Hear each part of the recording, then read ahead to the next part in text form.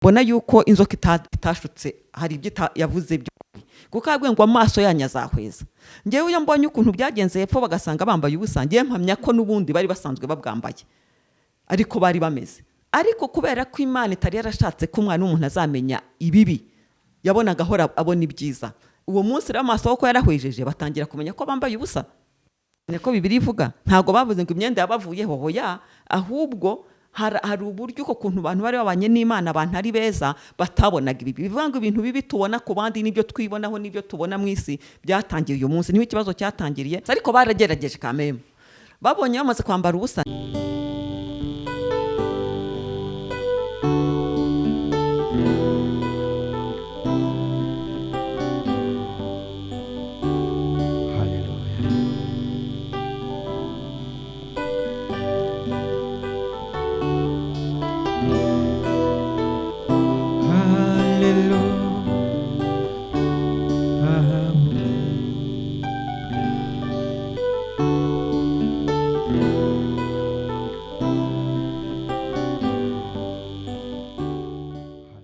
Bakunzi b'Impuhwe TV aho mudukurikiye muri hose, kano kanya murabizi neza dusanzwe tubagezaho ibiganiro byinshi bitandukanye, dusanzwe tubagezaho abatumirwa mu buryo bwinshi butandukanye.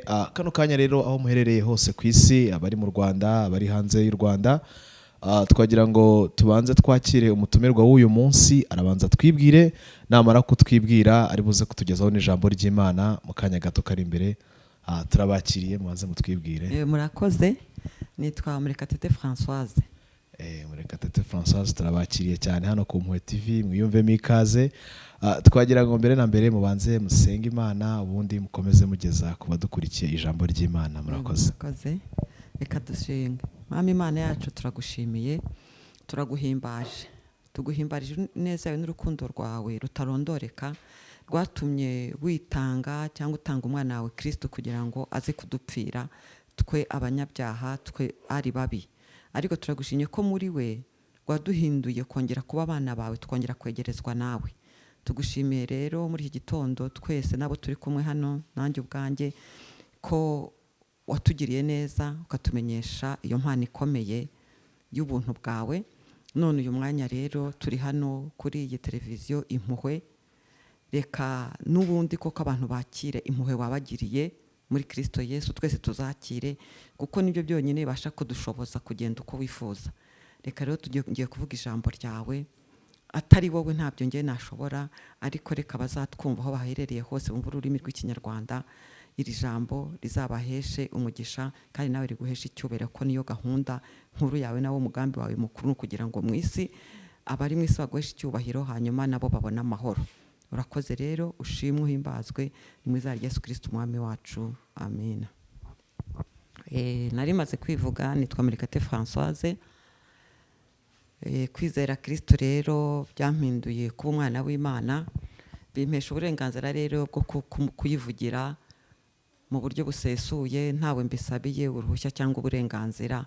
Nk'umwana nyine w'Imana ibyo mbifitiye uburenganzira, niyo mpamvu ndi na hano kuri televiziyo abantu benshi bakunda, nanjye ndimo kuzanaho kuvugana n'abantu basanzwe bayikurikira. Imana iduhana umugisha. Numva ashaka kuvuga ku byerekeranye n'urupfu rwa Yesu, kubera ko mbona umuntu abashe kurusobanukirwa neza n'akamaro karwo. Hari ibintu byinshi yava mu rujijo rwabyo. Hari urujijo rw'isi ruriho mu byerekeranye n'imyizerere ya Gikristo, ariko mbona ari uko hari ibintu byinshi tutasobanukiwe. Ngewe rero numvise muri iyi minsi Imana iri kunshyira kuvuga ku rupfu rwa Yesu, kuko nirwo tangiriro, nirwo gisubizo cy'ibibazo byose abantu bibaza, kandi naryo tangiriro yatuma ibintu bihinduka mu buzima bwa Gikristo. Nkunda kuruvuga rero mpereye mu itangiriro, aho ibintu byatangiriye gupfira Imana iri mu muntu. Turasoma mu itangiriro ibice cya mbere umurongo wa 26. Abo arabafite Bibiliya bari gusoma turajyana barumva aho mpagararira. Ndahera ku murongo wa 26 igice cya mbere cy'itangiriro. Avangwa Imana iravuga iti, tureme umuntu agira ishusho yacu ase natwe, batwara amafi yo mu nyanja n'inyoni n'ibisiga byo mu kirere n'amatungo n'isi yose n'igikuruka cyose hasi. Imana iri mu muntu ngo agire ishusho yayo, afite ishusho y'Imana niko yamuremye, umugabo n'umugore niko yabaremye.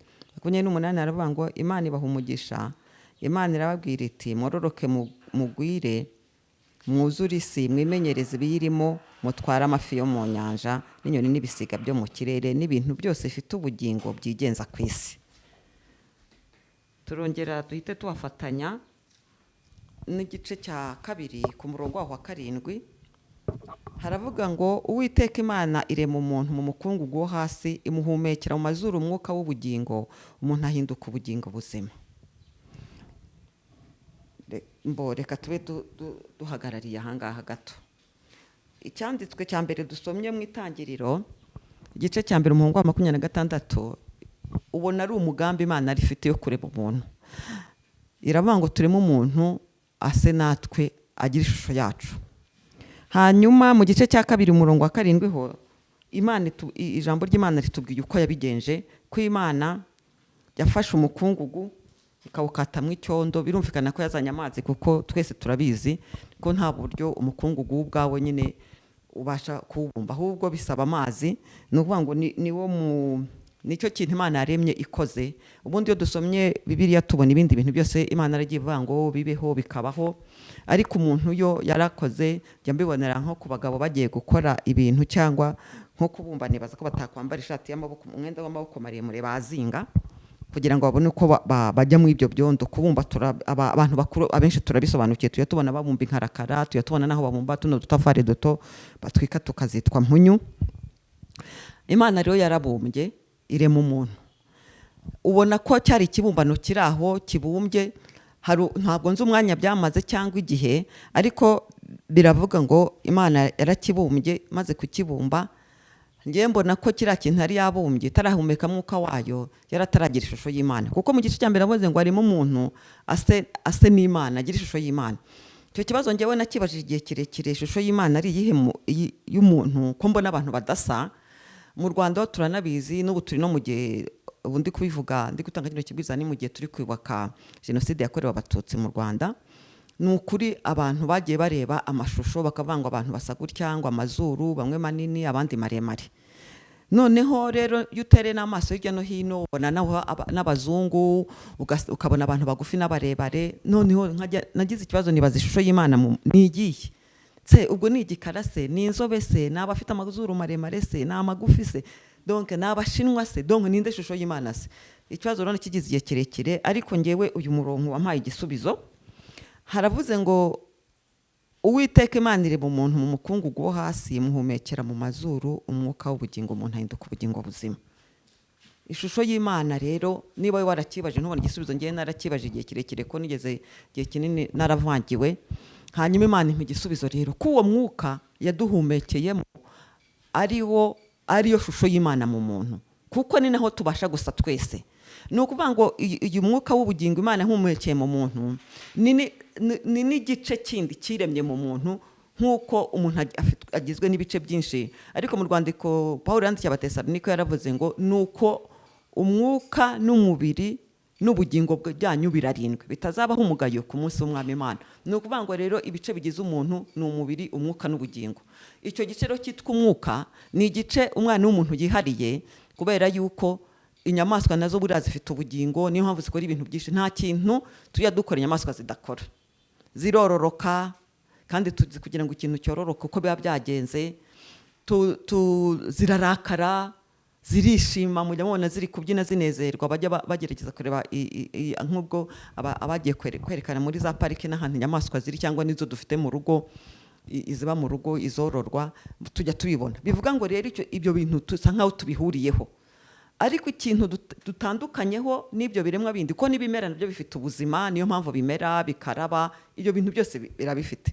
Ariko ikintu gitandukanye umwana w'umuntu n'ibyo biremwa bindi n'uriya mwuka Imana yamuhumekeyemo. Bibiliya ikatubwira ngo umuntu ahita ahinduka ubugingo buzima. Bivuga ngo mbere yaho bwari ubugingo bupfuye, ahinduka ubugingo buzima. Amaze guhinduka ubugingo buzima rero niyo mpamvu afite ubushobozi muri we, yifitemo ubushobozi kubera afitanye isano n'ibiri mu isi n'ijuru, niwe wenyine. Ariko afitanye isano n'iby'ubutaka, akagira n'isano n'ijuru.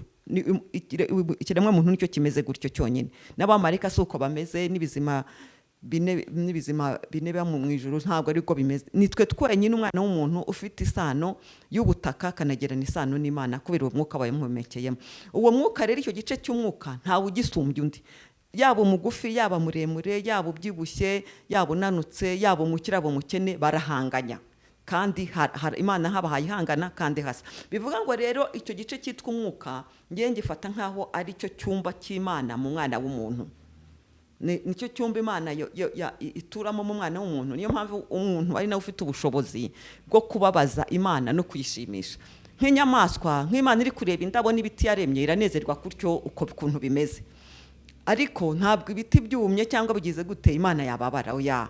Ariko n'inyamaswa nuko iyo ziri gusimbuka zikorera uko Imana yaziremye buri yose, inyamaswa igiye ifite ukuntu iteye Imana iranezerwa, ariko zo nta kintu zakora ngo Imana ibabare.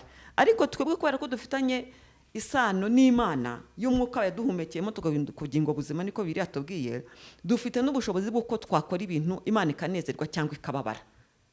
Donc ibasha kwishimana natwe, tubasha kunezeranwa nayo, ariko dufite n'ubushobozi bw'uko tubasha gukora ibintu ntigubwe neza. Yesu ashimwe. Sinzi niba biri kumvikana neza, ariko njye ni gutyo mbyumva, kandi buri wese nyine aba ari gutanga icyo Imana yamuhaye. Hano rero tubonye ko umuntu ahindutse ubugingo buzima. Ntabwo Bibiliya itubwira imyaka yashize umuntu abanye n'Imana neza, kuko hepfo imirongo tutasomye igaragaza ko Imana yajyanye Adamu na Eva muri Edeni. Ariko nkiri k'uyu murongo mpita mpakana ikindi kintu. Turi mu gice cya mbere batubwiye ko icyanditswe cyatubwiye ko yababwiye ngo babyare bororoke bagwire. Nkera aha hantu ntarajya kwinjira neza ku rupfu rwa Yesu, ndashaka kwakubitira ikinyoma, ngiye numva ari ikinyoma cy'imyizerere ivuga ko Adamu na Eva icyaha bakoze ari ubusambanyi. Ntabwo ari ubusambanyi, ko dusoma mu gice cya mbere dusanze ko Imana yabashyingiye ikababwira ngo mubyare mwororoke mugwire. Nta kundi kuntu abantu bakororoka, turabizi uburyo abantu bororoka. Rero ntabwo urubuto bariye ari ubusambanyi, ntabwo basambanye, kuko n'ubundi Bibiliya ubusambanyi ntabwo ijya ibutsinda, ibuvuga mu mazina iyo bwabaye, na hariya yo buba ari ubusambanyi bwabaye Imana ari kubuvuga. Rero iyo nyigisho ivuga ko Adamu na Eva basambanye ari icyaha bakoze. Hari n'abandi bavuga ngo inzoka yashutse Eva bararyamana ngo babyara Kayini, kubw'ibyo ngo mu isi havuka abana ngo b'Imana n'ab'inzoka. Ntabwo icyo nacyo nkemera, icyo cyanditswe numva kikimpakanira ngewe. Tugeze rero mu bice byaho bitatu, ku murongo waho wa mbere avuga ngo inzoka yarushaga uburiganya inyamaswa zo mu ishyamba zose Uwiteka Imana yaremye. Ibaza uwo mugore iti ni ukuri koko Imana yaravuze iti ntimuzarye ku giti cyose cyo muri iyi ngobyi?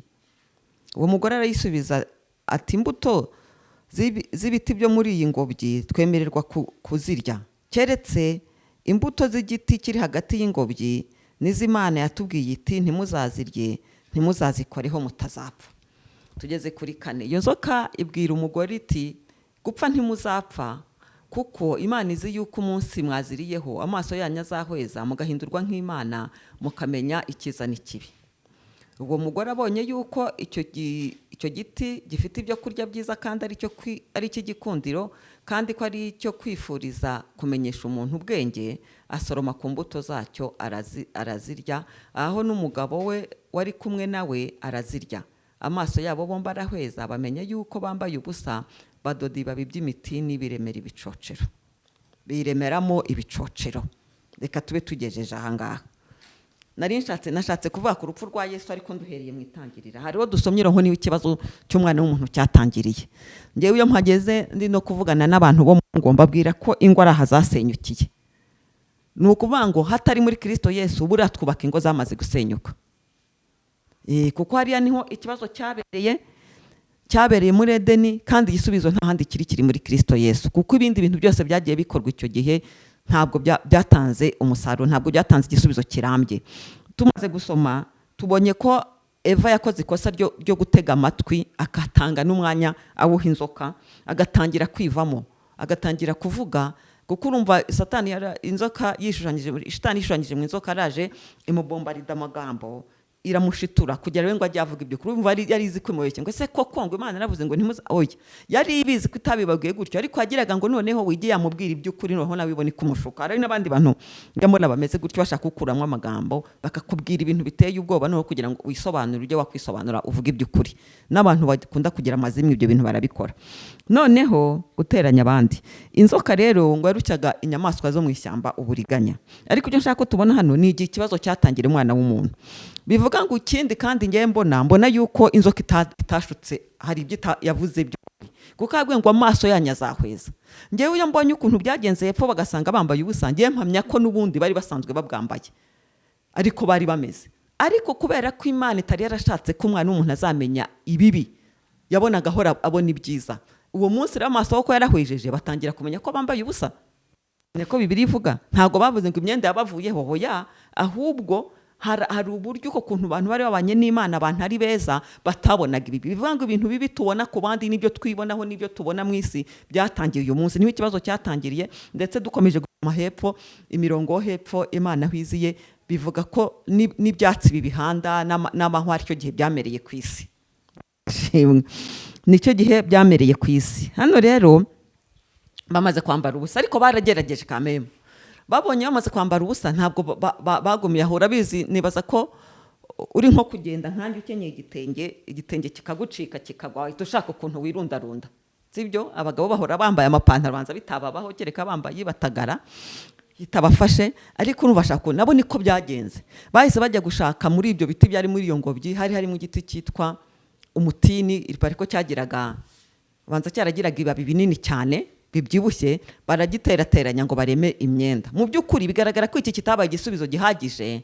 kubera ko ikibazo buriya nta nubwo cyari cyabaye ku mibiri yabo cyane cyari cyabaye mu mutima ko Imana yimutse muri cya cyumba cyayo amina haleluya noneho ubwo rero biremeye ibicocero n'ubundi kuko ikibazo kitari kiri hanze cyari cyabereye imbere buriya ukuntu niyo mpamvu nubwo bifubitse nibaza ko babonye batakibona ubwambure ariko ntibatekanye ngo bumve birahagije nukuva uwo munsi rero niho ibintu byo mu isi bidashobora guhaza umutima w'umuntu tugerageza turashakisha tugakora ndetse umaze kubona ko ibintu gushakisha ubukire cyane niba ari ku iterambere ririho ubona bigenda bikabya no gushaka amafaranga cyane ndetse abantu bakabana kwicana ariko ntibijya byuzura umutima w'umuntu ni ukuvuga ngo kuva uwo munsi umutima w'umuntu ibintu byose bibi bicocero nta kintu washyiramo ngo unyurwe wagura imyenda myinshi ntabwo byemera wakwiga cyane ukagira amadiplome n'akadiplome ntabwo byemera ntunyurwa nkunda gutanga urugero rw'abantu njya mbona bize nanjye ndanamufite unyegereye cyane wize cyane ugiye kugira amadiplome y'ama university hafi 10 ariko ibyo byose bitabinyereka ubukene buri mu mutima w'umwana w'umuntu kuko iyo butaba buhari ntabwo ari kwigira izo zose yari kwigira nkeya yari kwiga nkeya kumva zihagije ariko impamvu agoma yongeraho nuko yiga na kiriya akiga niriya akabona niriya akumva ntibihagije ngize nibuka n'ubuhamya bwa mwene data Serene nawe ko amaze kugira masters 2 ari no gukora doctora muri theology mu by'ukuri icyo ni ikigaragaza ntabwo ari we kibazo ndi kuvuga nuko ari we ntanze nuko we tuziranye cyane ko mutanze urugero nkavuga izina rye ariko mu by'ukuri ni ikigaragaza ko mu mutima w'umuntu haje nk'ibintu gisho tubona n'abagabo batabagore abo bakajya ngo bagiye ku bagore ngo batari beza kandi bateye abagore beza ni ukuvuga ngo uwo mwobo wicukuye mu mutima w'umuntu nta kintu washyiramo ntiwashyiramo amamodoka ntiwashyiramo amazu ntiwashyiramo indege wapi kuva uwo munsi ibintu byose byabaye ibicocero ukuyeho ko ibicocero binyurana ibicocero bigiye bifite agaciro kanyuranye hari iby'igiciro cyo hejuru n'ibyo hasi ariko byose ni ibicocero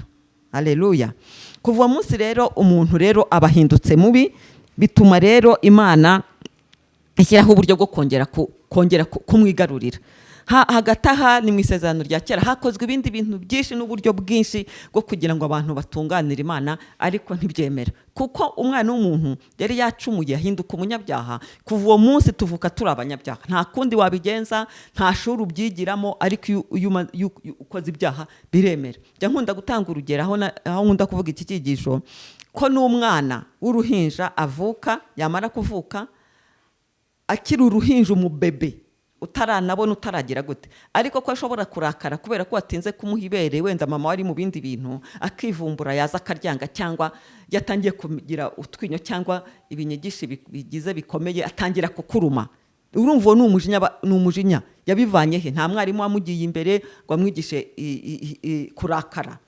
Urumva rero icyo ni ikibazo, naho umwana w'umuntu yanduriye atangira kuba mubi. Hanyuma rero nukuvuga ngo rero nuko tuvuka tumeze, nta kundi twabyikiza, hakenewe ikindi kintu Imana yagambiriye gusa ngo umuntu akire. Ni ukuvuga ngo kuba abanyabyaha ni ivuko ryacu tuvukamo, ni inkomoko yacu.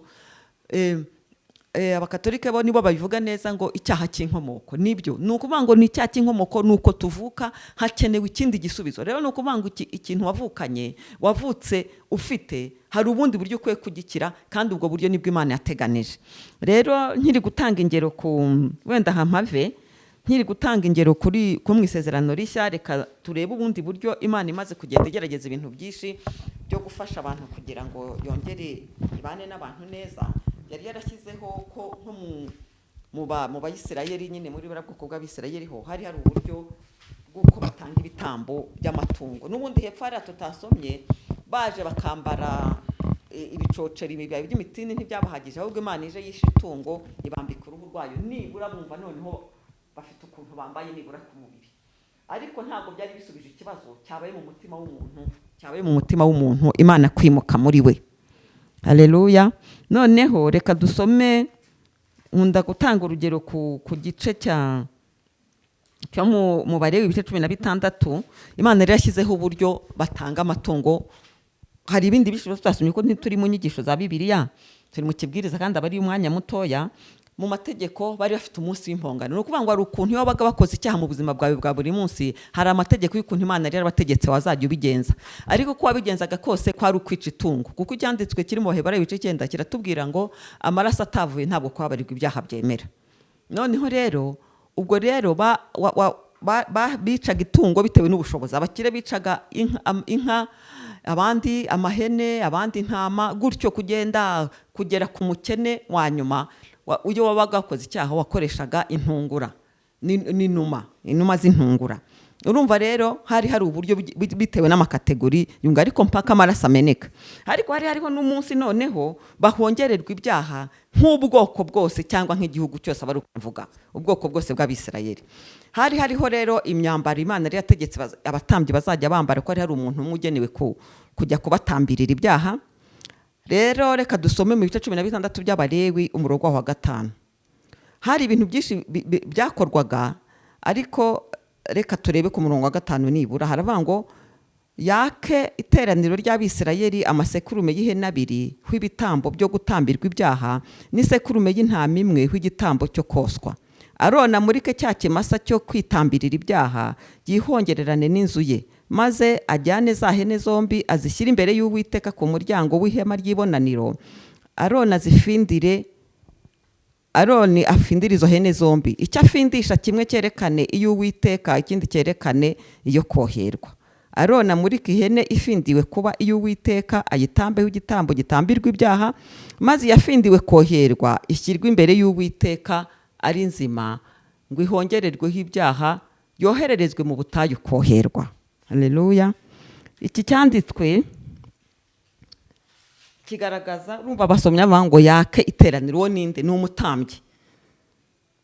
umutambyi wabaga uri kuvugwa w'icyo gihe. Mbere imirongo imwe tutasomye nigaragaza uko yagombaga kubanza kwambara. Hariya rero dusomye ngo nawe abanze yitambirira ibyaha, hanyuma ngo abaza n'ihene. Ubwo ni umunsi wo guhongerera ubwoko bwose, uwo munsi bwose icyarimwe. Agende baza n'ihene 2. Izo hene nazo zifite ukuntu zagomba kuba zimeze, zidafite inenge n'imwe, ndetse baba ngo zabaga zitaramara n'umwaka zivutse. Noneho izo hene bazizane bazikoreho ubufindo bumwe bwerekane ihene yo kuza ngo y'Uwiteka, indi yerekanirweho ibi yo koherwa. Iyo koherwa rero byagendaga gute? Iyo ubufindo bwabaga bumaze gukorwa, noneho hakaboneka ihene yo koherwa, byagendaga gute? Aroni umutambyi yayirambikagaho ikiganza cyiwe ku mutwe wayo, hanyuma akayaturiraho ibyaha byose byakozwe umwaka wose by'ubwoko bwose. Iyo rero yabaga imaze guhinduka gutyo, yabaga ibaye nk'abo bantu, ibyo byaha byabo yabaga biyigiyeho, ikagaragara gutya imbere y'Imana. Hanyuma hakaba hari umuntu witeguye, hari ibintu yagombaga kuba yambaye, muzasome cyangwa mwarabisomye bamwe. yambaye akahita agenda mu butayu kuyijugunyayo ntizagaruke, ndetse iyo usomye usanga hari n'ukuntu nawe atongera guhita agaruka mu bantu kuva yayikozeho, kuko naho hari ukuntu ubwo yabaye mubi mu mategeko y'icyo gihe. Noneho rero icyo nshaka rero bivugiye ibi ni ukugira ngo nitwinjira mu rupfu rwa Yesu tubone ibintu Yesu yagiye asimbura. Ni ukuvuga ngo Yesu rero we ku musaraba yaraje gusimbura izi hene zombi icyarimwe n'ibyo bitambo byindi byatambwaga, ariko navugiye hano ku munsi w'impongano y'ubwoko yaraje gusimbura, yasimbuye, yabereye izi hene icyarimwe. Abihene yo gutambwa aba n'ihene yo koherwa, aba ihene yo gukererwa aba n'ihene yo koherwa icyarimwe. Ndi gushaka kwerekana rero ko urupfu Yesu yapfuye ari urupfu rukomeye, kugira ngo umuntu wumva yararwizeye ari umukristo, wo kuhamya ko ari umukristo, ari umwana w'Imana, ko nta kundi waba umwana w'Imana bitanyuze muri urwo rupfu rwa Yesu wizera, ni ukuvuga ngo ajye amenya agaciro afite imbere y'Imana. Ni agaciro gakomeye, ku buryo impamvu ndi kuvuga ku rupfu rwa Yesu ni uko mbona hariho ubushukanyi bwinshi mu iyi si. Harimo inyigisho zishukana cyangwa zirangaza, ariko nibaza ko wamaze kwisobanukirwa muri ubu buryo bw'ukuntu uri umukristo biturutse mu rupfu rwa Yesu, umwana w'Imana bivuye ku rupfu rwa Yesu, ntabwo abantu baza kugushuka. Harimo ikinyoma kimwe batagushuka, reka turaza kubirebaho gato. Reka dusome muri Matayo ibice 28, ibice 27, turagenda dusoma ho gato. Tubanze dusome ijambo rigaragaza agakiza icyo ari cyo. Agakiza turabisoma muri Luka ibice 2, cyangwa cya mbere, reka nze mpagere.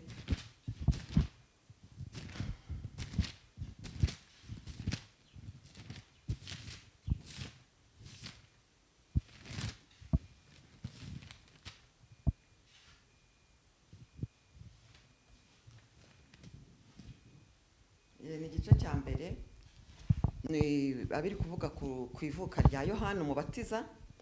Ni ibice bya mbere bari kuvuga icyo uwo mwana azamara, ariko turasoma guhera ku murongo wa 76. Aravuga ngo, kandi nawe mwana uzitwa umuhanuzi w'isumba byose, kuko uzabanziriza umwami ngo utunganye inzira ze, no kumenyesha abantu be iby'agakiza, ko ari ukubabarirwa ibyaha byabo kubw'umutima w'imbabazi w'Imana, niwe uzatuma umuseke udutambikira uvuye mu ijuru.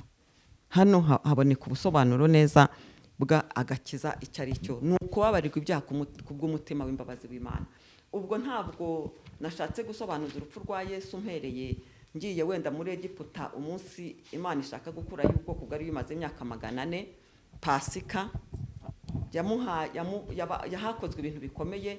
Iriya umwana w'intama nawe ni Yesu. Kandi icyo nshaka kuhavuga nubwo ntasomye, ni uko gusa uwo munsi yarababwiye ngo uwo mwana w'intama muzamurye, mumurye mukenyeye, mukwesa inkweto, mufite n'inkoni, mumurye vuba vuba. Amaraso yabo muzasige ku nkomanizi z'imiryango. Marayika murimbuzi naza, muzi ibindi byari bimaze iminsi biba mu Egiputa, wenda tuzagenda tubivugaho.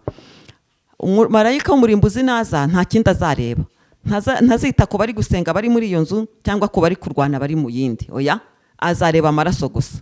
Dufite mwene data ugivuga neza ati marayika ageze kuri aho hantu ari kugenda azenguruka, marayika w'urupfu ari kuzenguruka aho yageze basize amaraso barimo kurwanamwe imbere ntiyinjiye, ariko aho yageze batasize amaraso bari gusenga yarinjiye arica. Ni ikimenyetso cy'iki? Ni ikigaragaza gusa icyo Imana yari yavuze izarebaho ko ari ayo maraso ari aho ngaho.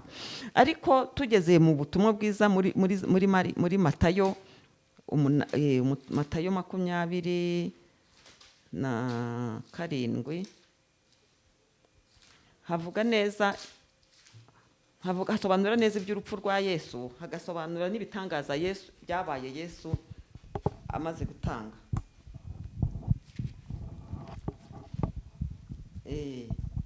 Ku bice byaho 27, umurongo wa 45 avuga ngo, ni ukuhereye mu isaha ya 6 haba ubwira kabiri mu gihugu cyose kugeza mu isaha ya 9. Maze mu isaha ya 9 Yesu avuga ijwi rirenga ati, Eli Eli lama sabakitani, bisobanurwa ngo, mana yanjye niki gikundekesheje. Ni aka karongo ushaka kuvuga. Aka karongo rero aha Yesu yaramaze guhinduka ya hene twasomye mu Balewi ibice 16 umunsi w'impongano. Ahangaha nk'uko ihene bamaraga kuyaturiraho ibyaha igahinduka mbi, hakaba hari umuntu witeguye kujya kuyohera mu butayu, niba arizo zahindutse amafumberi sinzi, kuko amafumberi ngo ni ihene zo mu ishyamba. Ariko hano Bibiliya yavuze ngo na Yesu yari yakorewe ibintu byinshi tutasomye, kuko urumva tuba turi kugenda tubicamo, kandi abantu benshi ndi kubwira hano ni abasomyi bazumva iki kiganiro, ni abasomyi ba Bibiliya, abandi bagiye babitwigisha cyane. Ariko hano haravuze ngo Eli Eli lama sabakitani, Eloi Eloi lama sabakitani, mana yanjye nikikundikisha. Ahangaha rero Yesu yari amaze ibyaha, kuko buriya Yesu yakorewe, inkoni yakubiswe, ko yashinyaguriwe, uriya mujinya bari abantu bari bafite n'Imana ari yawubujuje, kuko yari yabujuje umujinya bazashyira kuri Kristo, ku buryo ngewe Imana yari imfitiye cyangwa wo yari gufitiye cyangwa yari dufitiye twese, uyishiramo ugashira kuri Kristo, no twebwe Imana ikatwemera. Hano rero bineza bihurana, hari ihene imaze guhinduka icyaba akajya kuryohera. Hano Yesu rero yarahindutse ihene,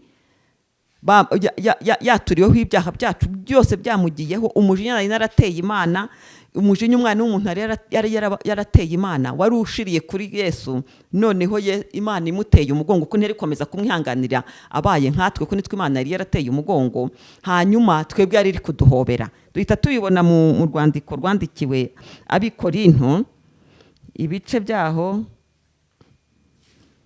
5 tureka umurongo wa 19. Kuko muri Kristo ari mwe Imana yiyungiye n'abari mu isi, ntiyabikibabaramo habaraho ibicumuro byabo, kandi none yatubikije ijambo ry'umwuzuro. Nicyo gituma tuba intumwa mu cyimbo cya Kristo, ndetse bisa naho Imana ibingingira muri twe. Nuko rero turabahendahenda mu cyimbo cya Kristo kugira ngo mwiyunge n'Imana, kuko utigeze kumenya icyaha Imana yamuhinduye kuba icyaha ku bwacu, kugira ngo muri we duhinduke gukiranuka kw'Imana. Haleluya. Hano rero neza urupfu rwa Yesu noneho bitweretse neza icyo Yesu yari yaje gukora. Yaraje kutwuzuza n'Imana, kandi mu by'ukuri byarakoretse. Bibiliya nitubwira mu rwandiko rw'Abaheburayo, ni ukuvuga ngo no mu Rwanda turabizi, umuntu yakuraze hari umurage yaguhaye, ariko atarapfa ntabwo uwo murage ugira agaciro. Ni ukuvuga ngo urupfu rwa Yesu rero rwari ruje, ni ukuvuga ngo yakatiwe urubanza muri twe, ni twebwe ubundi twari dukatiwe rwa rubanza. Ni ukuvuga ngo icyo Yesu yakoze ni nk'akazi k'abavoka, uretse ko abavoka bo mu isi bo bakora igice, barakuburanira, ariko utsinzwe hari ibihano ugomba guhabwa, ni wowe ubyihanirwa. Ariko Yesu we yabaye, nta nubwo abaye umwavoka, yaradusimbuye. Hanyuma urubanza araruburana, ararutsindwa, urubanza ruramutsinda. Ntabwo ari gutsinda urubanza rwanjye, ntabwo ari gutsinda urubanza rwo kuburana ubunyabyaha bwanjye ngo arutsinde, kandi ibyo yarari kubura, ibyo yashinjwaga byari ukuri. Yarari kereka yaburana amahugo, ariko kubera ko kwari ukuri, twari twarabaye babi, turi babi, kuko twabazweho ibyaha muri Adamu, ariko iyo tumaze kugera ku isi turanabikora. Ntabwo tuyibarwaho gusa ngo birekeraho. Yesu nawe yaje rero kugira ngo tubareho gukiranuka kwe, ariko si ukubitubareho gusa, ahubwo turanakiranuka iyo tumaze kwakirwa gukiranuka kwe. Numva rero iby'urupfu rwa Yesu twabivugaho ni byinshi, tuzagenda tubivuga uko iminsi iza cyangwa uko Imana itanze uburyo. Ni ukuvuga ngo uyu muntu urupfu rwa Yesu, wizeye urupfu rwa Yesu, nta muntu wo kuza kukubwira ngo yakugira imbere y'Imana. Hari ibyanditswe tutasomye by'ukuntu umwenda atabutse ahera, umwenda wari ukingirije ahera watabutsemo kabiri. Ntabwo twabivuze, ariko ibyo nibikwereka ko wowe n'Imana mugira icyo mupfana direct. Nta wundi muntu uri hagati yawe n'Imana. Ntabwo hari umwigisha wawe, ntabwo hari umupasiteri wawe, nta nubwo hari umuhanuzi ngo ujye umuha amafaranga ajye kugusengera ku musozi. Wowe se upfana iki n'Imana, wapfana iki nayo, wowe udapfana nayo. Ibyo bintu ni ibintu by'ubuyobe. Umenya ibi bintu Yesu yakozweho, wenda abantu bazagenda bisobanukirwaho. Nta muntu wongera kukwifatira, cyakora mwasengerana, mwafatanya mugasengana, ariko nta muntu wajya kubeshya ko w'Imana imwumva kukurenza ngo kubera ko ari iki n'iki. Wapi, ntibishoboka. Reka rero uyu munsi mbe mpagaririye hano, kuko iby'Imana bihora bivugwa, tuzagenda tubyigaho uko Imana izagenda itanga uburyo n'umwanya. Yesu aduhana umugisha twese, amen. Murakoze cyane mwigisha wacu. Nagira ngo abanze anasengere abadukurikiye kano kanya, maze kutugezaho ijambo ry'Imana ryiza. Nagira ngo rero mubanze musengere n'abadukurikiye kano kanya, bafite ibyifuzo by'uburyo butandukanye mu basengere, Imana igira ikibafasha. Murakoze cyane. Amen. Urakoze Mana yacu, turagushimiye. Maze kuvuga kubwo gucungurwa kwabonetse muri Kristo Yesu watanze, kandi ijambo ryawe ritubwira ko uwo nguwo iwe nibimwuzuye wabimuduhanye n'ubuntu bugeretse ku bundi. Ni ukuvuga ngo ibyo wari utunze byose barabifashe, Kristo umugira nka mbaraje, ubimupakira murabiduhana. Harimo ibintu rero, harimo ubutunzi muri we, harimo amahoro, harimo ibyishimo, hari uburyo turi gushakisha uburyo bunyuranye, ariko mu by'ukuri dufite Kristo twamenya ko tubifite byose. Reka abantu twizere ibyo wakoze, reka twakire icyo gisubizo cy'ibintu byose watanze. Tumenye niba umuntu hamya ko afite Kristo, amenye ko afite Kristo, wo kugira iterabwoba aterwa. Nabivuze ariko umwuka wera agenda bishorere hamwe n'ibyo, ariko mw'isi harimo ibibazo binyuranye kandi abantu barabifite. Ikiganza cyawe nicyo cyonyine ubasha kurambura ugahaza buri wese. Ufite agahinduka kamumara, ufite ubukene ukabumumara, ufite ibibazo byo mutima utagutunza akagutunga. Ni wowe wenyine ubishoboye, ni wowe wenyine ubishoboye, kuko witwa ishobora byose, witwa itajya yibeshya. Reka rero abantu bose bazumva iki kiganiro bari hirya no hino ku isi, utunganye ibibazo byabo, abagukeneye ibisubizo, yewe n'abatakuzi turabizi ko bajya bagira ngo bakoze cyane babigeraho, ariko byose abarimo ubuntu bwawe n'imbaraga zawe zabishoreye. Reka rero uzumva iki kiganiro wese azahabwa umugisha, ariko nawe urushaho gukomeza guhabwa icyubahiro mu izina rya Yesu Kristo umwami wacu. Amen.